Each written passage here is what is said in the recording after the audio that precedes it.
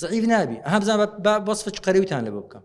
قەرەوی هەر ئەوە نییە نانی دەخۆی وەقت زۆر دەڕوا لە مەرافقی قەڵەوی یعنی دڵت ماندی دەکەی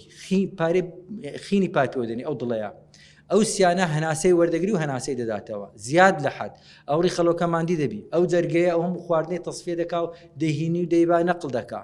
تێدەگەی کاتت دەکوژیتن ددانت ماندی دەکا هەموو دان کلۆر دەبیتن ئەوەن دۆنە خواردنەی دەخۆی بخۆ نەتێر دەخۆی نەیت قەڵەوی هەموو جسمتی لاک دەکا خەوت ناخۆش دەبی پشتت دێشی لاقت دێشی دڵت تون دەبیتن سیەکان ماندی دەکەی جەرگت ماندی دەکەی دڵت ماندی دەکەی حیسێ بکە 50 کیلۆ لەسەر شانتە 50 کیلۆ لەسەر شانتە ئەتو دەنووی دەچێت کەمبرادەری دەچێت دەرێ دەچێت پیاسەی دەچێت بازاری ئەو 50 کیلۆ لەسەر شانتە ئەو چۆکە قوربەسەرە چی لێ دێتن